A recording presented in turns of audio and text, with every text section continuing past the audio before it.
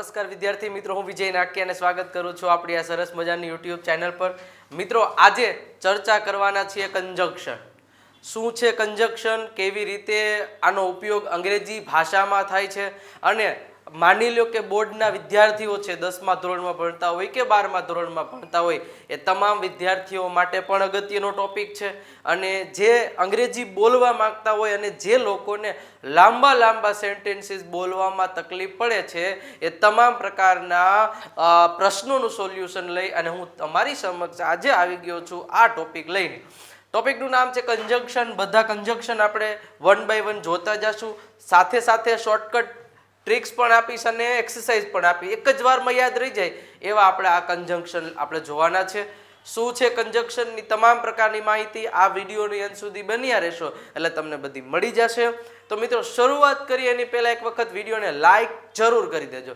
Like કરી દો. ચેનલમાં નવા આવેલા છો તો સબસ્ક્રાઇબનું બટન જરૂર દબાવી દેજો. તમારા મિત્રોને શેર કરવાનું ભૂલતા નહીં. ઓકે, શરૂઆત કરીએ. 1 by 1 કંજક્શન ખાસ જે વિદ્યાર્થીઓ પરીક્ષાની તૈયારી કરી રહ્યા છે એ માટે છે, અને જે સ્પીકિંગની તૈયારી કરી રહ્યા છે તમામ પ્રકારના લોકો માટે આ ટોપિક તમારા માટે છે. એટલે બંને રીતે આપણે ભણાવશું એટલે તમને વધારે ખ્યાલ રહી જશે. ઓકે, સૌથી પહેલા ઓલ કંજક્શન શરૂઆત કરીએ. મિત્રો, કંજક્શન એટલે શું? પહેલો પ્રશ્ન એ થાય, કંજક્શન એટલે શું?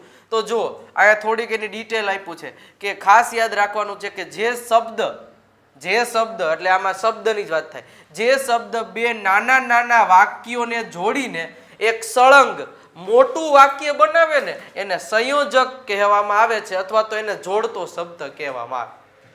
બરોબર, બે અલગ અલગ વાક્ય લઈ લ્યો. હું બીમાર છું, આ પહેલું વાક્ય. હું સ્કૂલે નહીં જાઉં, આ બીજું વાક્ય. હવે આ બે વાક્યને મારે એક જ વાક્ય બનાવવું હોય તો હું શું કહીશ? ભાઈ, હું સ્કૂલે નહીં જાઉં કારણ કે હું બીમાર છું. તો બે વાક્યને તમે જોડ્યું કયા શબ્દથી? કારણ કે થી. તો આ કારણ કે એ શું થયો? તો કે સંયોજક થયો. તો આવા દરેક પ્રકારના સંયોજકો છે, કેટલી પ્રકારના આવે, કઈ કઈ રીતે અને કેવા પ્રકારના વાક્યોમાં કયો કંજંક્શન છે એ મૂકવામાં આવે, એ તમામ પ્રકારની માહિતી તમને આજે આપવામાં આવશે. એટલે બીજો મુદ્દો કીધો કે અંગ્રેજીમાં સંયોજકને કંજંક્શન કહેવામાં આવે છે. સંયોજકને અંગ્રેજીમાં કંજંક્શન કહેવામાં આવે છે. ટુ કંજક્ટ એટલે જોડવું, ફેવિક્વિક વાળું હોય. બરોબર છે? કેમ આપણે કોઈ વસ્તુ તૂટી ગઈ તો ફેવિક્વિકથી જોડી દઈએ, સેલો ટેપથી જોડી દઈએ. તો એ બે વસ્તુને ભેગી કરી. એમ જ બે અલગ અલગ વાક્યોને ભેગા કરવા માટે અમુક શબ્દની જરૂર પડે. તો એ શબ્દ જોડતો શબ્દ એટલે કંજંક્શન. બરોબર છે? ચલો, જેનાથી તમે મોટા મોટા સેન્ટેન્સીસ બનાવી શકો. પરીક્ષા 10મા ધોરણવાળા હોય, 12મા ધોરણવાળા હોય, કોમ્પિટિટિવ એક્ઝામની તૈયારી કરતા હોય, એ તમામ માટે પરીક્ષાલક્ષી પણ ઉપયોગી છે. એટલે તમામને આ વિડીયો ખૂબ જ ઇમ્પોર્ટન્ટ રહેશે. ચલો, બીજું શું છે કે સંયોજક સમય, કારણ, પરિણામ, વિરોધ, સ્થાન, હેતુ, ક્રિયા વગેરે અલગ અલગ પ્રકારના વાક્યો જોડાવે છે. કારણવાળા વાક્યો, હેતુવાળા વાક્યો, બરોબર છે, વિકલ્પોવાળા વાક્યો, એ બધું આપણે જોશો. સંયોજક વાક્યના અર્થ અને ઉપયોગ મુજબ વપરાય છે. મન પડે એ ન મૂકી દેવાય. હું એમ કહું કે હું બીમાર છે, બરોબર, હું બીમાર છું તેથી હું સ્કૂલે નહીં જાઉં, એમ જ કહેવાય. હું બીમાર છું, બરોબર છે, હું બીમાર છું પરંતુ હું સ્કૂલે નહીં જાઉં, એ બરોબર છે. પરંતુ હું બીમાર છું અને પછી મારે એમ કેવું હોય કે નહીંતર હું સ્કૂલે નહીં જાઉં, તો આ અલગ વસ્તુ થઈ ગઈ. તો આવા મન પડે એ કંજંક્શન છે, મન પડે ત્યાં મૂકવામાં આવતા નથી. રેડી? ચલો, સંયોજક વાપરતા પહેલા આપેલા વાક્યનું ગુજરાતી સમજી લેવું. બરોબર, વાક્ય જોવાના કયા પ્રકારના વાક્યો છે ને કેવું કંજંક્શન મૂકવાનું, એમ ધડબડાટી નહીં બોલાવી દેવાનું. અને પછી વાક્ય અર્થપૂર્ણ બનાવવાનું છે. અંગ્રેજીમાં સંયોજક વાક્યની શરૂઆતમાં કે વચ્ચે આવી શકે. હવે ઘણા કંજંક્શન એવા છે કે શરૂઆતમાં વચ્ચે બંને જગ્યાએ આવી શકે, પણ ઘણા કંજંક્શન એવા છે જે ખાલી વચ્ચે જ મૂકી શકાય, શરૂઆતમાં એ મૂકે જ નહીં. તો ક્યારેક કેવા પ્રકારના કંજંક્શન છે એ પણ આપણે જોઈએ. તો સૌથી પહેલું કંજંક્શન છે જેનું નામ છે ધો અથવા તો ઓલ ધો. જેનું ગુજરાત, જો આને ધો વચાય, થોટ ને એવું વાંચતા નહીં, ધો. આને શું વચાય? ઓલ ધો. જેનું ગુજરાતી થાય છે છતાં પણ, તેમ છતાં, પરંતુ, આવું થાય. નથી કહેતા પરંતુ હું સ્કૂલે નહીં જાઉં, પરંતુ હું પાણી નહીં પીવું, છતાં હું આમ નહીં કરું, તો આ એ થાય. જો આ સંયોજકો બે વાક્યો વચ્ચે વિરોધાભાસ દર્શાવે, વિરોધ દર્શાવતું હોય. ભાઈ મને ચા નથી ભાવતી છતાં પણ હું ચા પીશ. જો ભાવતી નથી ને છતાંય પીવાની વાત કરે તો એ વિરોધ દર્શાવ્યો. મને લાલ કપડાં નથી ને છતાંય મને લાલ કપડાં ગમતા નથી છતાંય મેં ખરીદ્યા તો આ વિરોધ દર્શાવે છે. પેલું વાક્ય ને બીજું વાક્ય મેળ નથી ખાતો તો એ કર્યું એને છતાં પણ. રેડી? ચલો, મોટા ભાગે વાક્યોની શરૂઆતમાં આવે, વચ્ચે મૂકો તોય ચાલે. જો હવે બે વાક્ય આપ્યા છે, કઈ રીતે વાક્ય બને. મહેશ વર્ક હાર્ડ, આ પેલું સેન્ટેન્સ છે. હી ફેલ્ડ ઇન એક્ઝામ, તો હવે બેમાં વિરોધ દર્શાવ્યો. જો મહેશે ખૂબ જ મહેનત કરી, તે ફેલ થયો. ભાઈ મહેનત કર્યો છતાંય ફેલ થયો. તો હવે આવું વાક્યનું સેન્ટેન્સ બનાવવું હોય તો પહેલા મૂકવાનો ધો, THOUH ધો. પછી પેલું વાક્ય લખી નાખવાનું ધો મહેશ વર્કડ હાર્ડ. પછી અલ્પ વિરામ કરી અને બીજું વાક્ય એમના મૂકી દેવાનું હી ફેલ્ડ ઇન એક્ઝામ.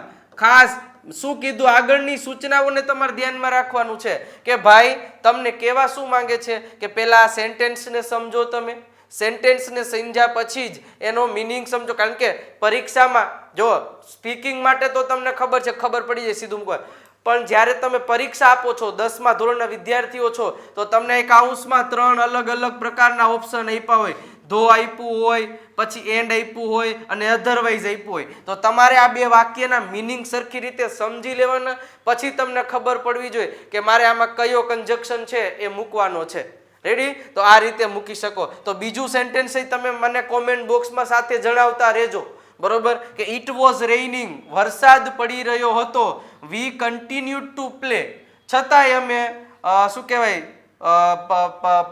રમવાનું શરૂ રાખ્યું. રેડી? તો જુઓ બેયના સેન્ટેન્સ, આનું સેન્ટેન્સ શું થયું? ધો મહેશ વર્ક હાર્ડ, પછી અલ્પ વિરામ મૂકવું. માની લ્યો કે ધોને તમે વચ્ચે મૂકો છો કે હી ફેલ્ડ ઇન એક્ઝામ ધો મહેશ વર્ક હાર્ડ. આવું બનાવવું નહીં. હું તો કહું ધો ને ઓલ ધો આ બે વાક્યની શરૂઆતમાં જ મૂકવા તો જ મજા આવશે.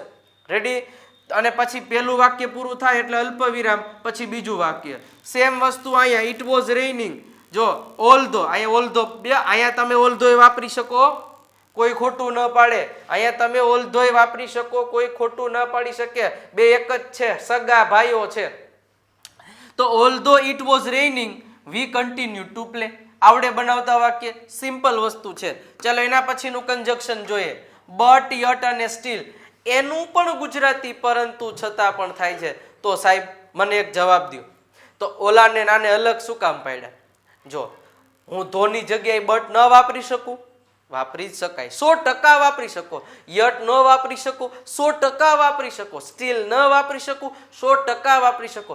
પણ અલગ લઈ આવવા માટેના એક જ રીઝન કે આ 3 એ 3 રહ્યા ને, આ 3 એ 3 એ ફક્ત બે વાક્યની વચ્ચે જ મૂકી શકો. અને ઓલા બે રહ્યા ને આગળ જોઈએ ને, ધો અને ઓલ ધો, હજી ઇવન ધો આવે, ઇવન ઇફ આવે ને ઘણા બધા આવે. એ તમે શરૂઆતમાં મૂકી શકો અને વચ્ચે મૂકી શકો. એટલે આપણી બેન અલગ મૂક્યા. બાકી તમે આ 5 શબ્દોમાંથી ગમે એ શબ્દ મૂકી શકાય. બરોબર? આમાં હું તમને આ વાક્ય એમ બનાવી શકું, Mahesh work hard but he failed in exam. આમે બોલાય, કોઈ ખોટું ન પાડે. વધારે તો બોલવા વાળા તો વધારે બટ નો જ યુઝ કરે છે. બરોબર છે? પણ કાંઈ વાંધો નહીં. ચાલો હવે આ સંયોજકો બે વાક્યો વચ્ચે વિરોધાભાસ દર્શાવે છે. આ સંયોજકો બે વાક્યની વચ્ચે આવે છે. ક્યાં આવે છે? બે વાક્યોની વચ્ચે, શરૂઆતમાં નહીં. જો હી ઇઝ પુઅર, વિરોધ જ દર્શાવે. હી ઇઝ પુઅર એટલે તે ગરીબ છે. હી ઇઝ ઓનેસ્ટ, છતાં એ પ્રામાણિક છે. તો વાક્ય શું બને સાહેબ? હી ઇઝ પુઅર બટ એ વાપરી શકો, યટ એ વાપરી શકો, સ્ટીલ એ વાપરી શકો. કાઉન્સમાં તમને શું આપ્યું છે ઉપર આધાર રાખવાનું. He is poor but he is honest. અને ઓનેસ્ટ નો વચાય, ઓનેસ્ટ. રેડી? આ રીતે સેન્ટેન્સ બનાવી શકાય. ચલો, Krishna work hard she not succeed. આનો જવાબ તમે મને આપવાનો રહેશે. તમે ગમે એનો ઉપયોગ કર. હવે આ માનો મને કોમેન્ટ બોક્સમાં જવાબ આપો, ત્યાં હું આનું તમને ઓલું આગળ કહું કે આમાં ધો વાળું વાક્ય ન બને. અરે સાહેબ બને. કેવી રીતે? કે ધો he is poor અલ્પ વિરામ he is honest. પણ જિંદગીમાં એક વસ્તુ યાદ રાખજો, આ બટ છે એ કોઈ દી આઈ નો આવે. But he is poor, he is honest, નો બને, જીવનમાંય નો બને. બટ યટ અને સ્ટીલ વાક્યની વચ્ચે જ આવે, આ ધ્યાનમાં રાખવાનું છે. પણ ધો તમે આ રીતે વાક્ય બનાવી શકો. એટલે હી is poor but he is honest. જો કૃષ્ણા વર્ક હાર્ડ, કૃષ્ણએ ખૂબ મહેનત કરી, શી નોટ સક્સીડ, તેણીને સફળતા ન મળી. એટલે કૃષ્ણા વર્ક હાર્ડ યટ એટલે કે છતાં પણ, she could not succeed, તે સક્સીડ ન થઈ. અહીંયા could not આવશે, she not નહીં, she could not, સ્પેલિંગ ભૂલ છે બરોબર, she could not succeed એ રીતના આવશે. હવે બીજી એક વસ્તુ ધ્યાનમાં રાખવાનું છે કે મોસ્ટલી તો આ જ પૂછાય છે, યટ અને સ્ટીલ ને એ બહુ રેર કેસમાં પૂછાય. ધો અને બટ પરીક્ષાને લીધે કહું છું તમને, કે બોર્ડની પરીક્ષા જે આપવાના એ લોકોને કહું છું. બાકી બોલવામાં બટ અને ધો જ વધારે બોલાય છે. તમે જનરલી જોજો કે I will come but I will go soon. Okay, તો આ બટ છે એ વધારે યુઝમાં થાય. ચલો, Kavya has got job, she looks sad. Kavya has got job, still she looks sad. કે કાવ્યાને જોબ મળી ગઈ છે ને છતાં પણ તે સેડ દેખાય છે. રેડી? તો આ થઈ ગયું બટ યટ સ્ટીલ. ચલો, એના પછી ત્રીજ એન્ડ. આ તો બધાને આવડતું જોઈએ, આમાં કઈ વધારે માથાકૂટ ન હોય. એન્ડ એટલે અને પછી બે વાક્યો, બે નામ, બે જુદી જુદી ક્રિયા કે જે એક જ અર્થ દર્શાવે છે તેને જોડવા માટે વપરાય છે. અને બીજા વાક્યોનો કરતા નીકળી જાય. જ્યારે બે ક્રિયાને એક સરખું જોડો ને ત્યારે બીજા વાક્યનો કરતા નીકળી જાય. ધ્યાન રાખજો. જો કેવી રીતે કે Khushi went to the market, she bought toys. હવે આ બે સમાન કર્મ છે. જુઓ કે ભાઈ માર્કેટમાં જાય છે અને રમકડા ખરીદ્યા, તો વાક્ય જો આવી રીતે બને, ખુશી went to the market, vent to the market, and પછી આ શી છે એ નીકળી જશે કારણ કે ખુશીની જ વાત છે. And boat toys. શું થશે? And boat toys. આ રીતે સેન્ટેન્સ બનશે. તો જો ખુશી went to the market and boat toys. ચલો, બે સમાન વિશેષણ દર્શાવે કે Keyur is clever, Rahul is clever. તો બે સમાન શું છે?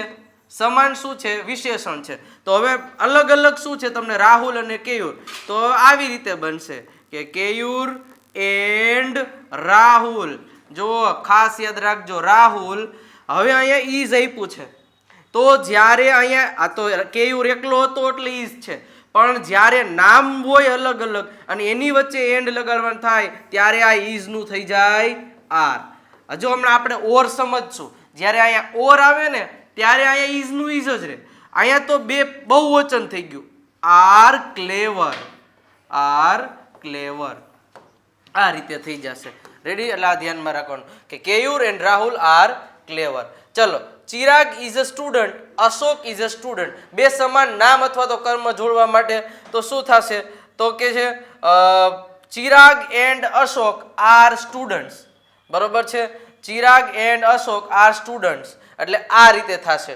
પછી પ્રિયા કેમ હોમ, શી હેડ હર ડિનર. બે ક્રિયાપદોને જોડવા તો કે Priya came home and had her dinner. કે પ્રિયા ઘરે આવી અને તેનું ડિનર એને લીધું. હેડ એટલે કે લેવું. બરોબર? તો એન્ડ હવે બધાને આવડતું જ હોય, વધારે આમાં નથી. ચલો, ઓર. જો એન્ડ જેવું જ ઓર, પણ અથવા. બરોબર છે? કાં તો આ પસંદગી અથવા તો વિકલ્પ સૂચવે છે. મોટા ભાગે વાક્યની વચ્ચે આવે છે. ક્યાં આવે ભાઈ? મોટા ભાગે વાક્યની વચ્ચે આવે. જો પણ એમાં એક વસ્તુ ધ્યાન રાખવાનું, ઓર ક્યારે બોલી શકાય કે બે વસ્તુ આપણે દર્શાવીએ કે ભાઈ હું પાણી પીશ અથવા તો હું ચા પીશ, હું કોફી પીશ અથવા તો હું કોલ્ડ કોફી પીશ, હું ઘરે જઈશ અથવા તો હું રાજકોટ જઈશ. તો આઈ વિલ ગો રાજકોટ ઓર ચોટીલા, જે કંઈ પણ તમારે બોલવું હોય. તો એ ઓર શબ્દ બે અલગ અલગ પસંદગીની વસ્તુ દર્શાવે છે.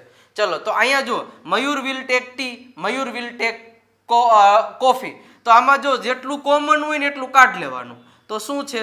તો કે મયુર વિલ ટેક, પછી tea, Mayur will take tea or, પછી બીજા શબ્દ વાક્યમાં શું વધ્યું? કોફી. બાકી આ તો અહીંયા આગળ આવી ગયું છે એટલે અહીંયા આવશે ઓર કોફી. તો આ રીતે સેન્ટેન્સ બનશે.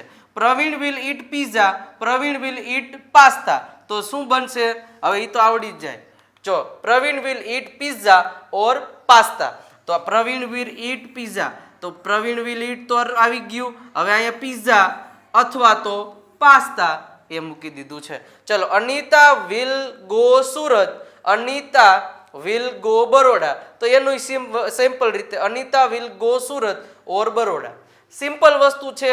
બે અલગ અલગ વાક્ય હોય એમાં વધારે પડતું તો કોમન જ હશે, એની બંનેની વચ્ચે તમારે ઓર લગાડી દેવાનું રહે, બાકી નવીનમાં કાંઈ હોતું નથી. રેડી? ચાલો, એના પછી અધરવાઇઝ અથવા તો એને કહેવાય ઓર એલ્સ. ઓર એલ્સ અથવા તો અધરવાઇઝ એનો મિનિંગ થાય નહીતર. શું થશે? નહીતર. ન ધમકી દેતા વાંચવા માંડજે નહીતર ક્લાસથી બહાર કાઢી મૂકીશું ભાઈ, મોઢું બંધ રાખજે નહીતર મારા જેવો કોઈ ખરાબ વ્યક્તિ. આપણે નહીતર ધમકી આપતા હોય તો ધમકી આપવા માટે અધરવાઇઝ અથવા તો ઓર એલ્સ નો ઉપયોગ થાય છે. કોઈ ક્રિયાનું સંભવિત પરિણામ દર્શાવવા માટે હકાર અર્થ દર્શાવે છે, મોટા ભાગે વાક્યની વચ્ચે આવે છે. Work hard you will fail in exam. મહેનત કરજો નહીતર ફેલ થાશો. તો આમાં પરંતુ, બટ કે આગળના એન્ડ ને આવું બધું ન આવે. તો શું આવે? Work hard. આપણે ડાયરેક્ટ જ જોઈએ. જો વર્ક હાર્ડ અધરવાઇઝ બીજું વાક્ય એમ નામ છે you will fail in exam. Otherwise અને ઓર એલ્સ બે એક જ વસ્તુ છે. Work hard or else will, અહીંયા વિલ નહીં આવે, you will fail in exam. Ready? ચલો, રન ફાસ્ટ ઝડપથી દોડો, you will lose the game, lose the match, નહીતર તમે મેચ હારી જશો. તો શું કે છે? Run fast otherwise you will lose the match. Or else વાળું આ રીતે બનશે કે રન ફાસ્ટ ઓર એલ્સ, એટલે ઓર એલ્સ અને અધરવાઇઝ આ બેયનો મિનિંગ થાય નહીતર. તો આ વસ્તુને ધ્યાનમાં રાખવાની રહેશે. ચલો, છઠ્ઠા નંબરનું શો અને ધેરફોર. પરિણામ દર્શાવવા માટે. પરિણામ, તમે મહેનત કરી તેથી તમને પરિણામ સારું મળ્યું, બરોબર? તમે ખૂબ સારું દોડ્યા તેથી તમે પહેલો ઇનામ મળ્યું, તમે પૈસા વાપર્યા તેથી તમારું સારું થયું, તમે દાન દીધું તેથી તમને પુણ્ય મળ્યું. તો આ તેથી માટે શો અને ધેરફોર બંનેનો, જો જ્યારે આમ આડો લીટો આવી જાય ને, આડો લીટો, એનો મતલબ એ બેમાંથી તમે ગમે એક વાપરી શકો. અને બોર્ડની પરીક્ષાની તૈયારી કરેલા વ્યક્તિઓ છે એને કાઉન્સમાં આપેલું જ હોય છે. રેડી? ચલો, જો પરિણામ દર્શાવે છે, મોટા ભાગે વાક્યની વચ્ચે જ આવે છે. પ્રથમ વાક્ય કારણ દર્શક હોય અને બીજું વાક્ય પરિણામ દર્શક. ખાસ યાદ રાખજો, સો અને ધેરફોરમાં પ્રથમ વાક્ય કારણ દર્શક હોય, પ્રથમ, અને બીજું વાક્ય છે એ પરિણામ દર્શક હોય. મતલબ પેલું કારણ વાળું હોય અને બીજું પરિણામ વાળું. જો એક્ઝામ્પલ આપણે જોઈએ એટલે ખ્યાલ આવે. હી ઇઝ સ્ટ્રોંગ, તે સ્ટ્રોંગ છે. He can lift a heavy bag. તો જો કારણ શું થયું? સ્ટ્રોંગ હોવાનું. એનું પરિણામ શું મળ્યું? કે એ હેવીમાં હેવી બેગ છે એ ઉપાડી શકે છે. તો પેલું વાક્ય કારણ વાળું આવે તો પેલા તો હી ઇઝ વાળું આવશે. He is strong so he can lift a heavy bag, અથવા તો he is strong therefore he can lift a heavy bag. આ રીતે બની શકે. રેડી? તો આ સો, અહીંયા ધેરફોર એ વાપરી શકો તમે, એઝ યુ વિશ, બંને એ વાપરી શકો. ચલો, the merchant was guilty, the king put him in prison. તો હવે જો એમાંય ધેરફોર છે, સો અને ધેરફોર બંનેનો ઉપયોગ તમે કરી શકો. ધ મર્ચન્ટ વોઝ ગિલ્ટી, સો અથવા તો therefore, the king put him in prison. તો આ વસ્તુ ધ્યાનમાં રાખવાનું. પરિણામ વાળું વાક્ય ઈ હંમેશા સો અને ધેરફોર પછી આવે, સો અને ધેરફોર પછી આવે, એની પહેલા હંમેશા કારણ વાળું વાક્ય હોય. આટલી વસ્તુ યાદ રાખવાની. અને બીકોઝ વાળું રહે ને, બીકોઝ એ આનાથી ઉલટું હોય, બરોબર છે? હવે આવ્યું so that.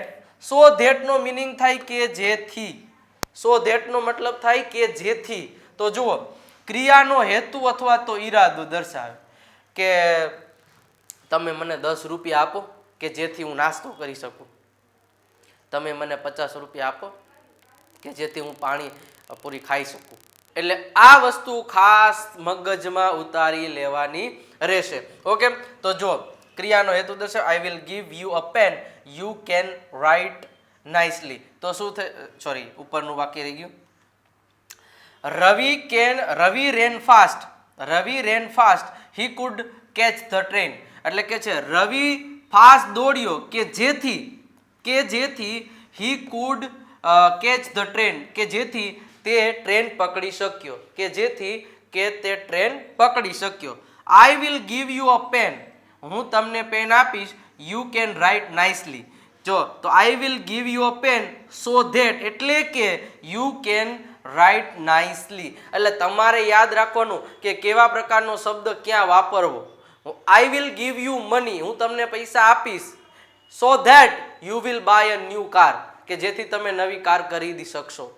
I will send a message, હું તમને message I will send address, હું તમને એડ્રેસ મોકલી. So that you will reach my home at 9 o'clock, કે જેથી તમે 9 વાગે પહોંચી જાઓ. રેડી? તો આ વસ્તુ ધ્યાનમાં રાખવાની છે કે સો ધેટનો ઉપયોગ ક્યાં કેવી રીતે કરવો, આની વધારે ને વધારે પ્રેક્ટિસ કરતું રહેવાનું, બાકી કાંઈ નથી. ચલો, બીકોઝ, સો અને ધેરફોર આપણે જોયું ને, એનું ઉલટું છે, બીજું કાંઈ નથી. કારણ કે, કારણ દર્શાવવા માટે વાક્યોની આગળ આવે છે. બીકોઝ વાક્યની વચ્ચે જ આવે છે.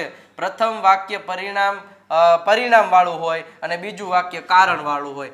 ઓલામાં સો અને ધેરફોર વાળું જોઈ લેજો, એમાં પહેલું વાક્ય કારણ વાળું હોય અને બીજું વાક્ય છે એ પરિણામ વાળું હોય. આઈ એમ હેપી, હું હેપી છું. You won the first price, હું ખુશ છું કારણ કે તને પહેલું ઇનામ મળ્યું.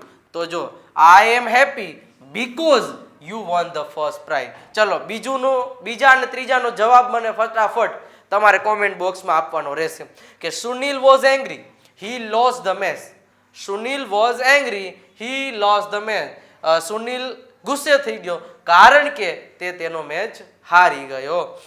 Father was happy, Amit stood first in the class.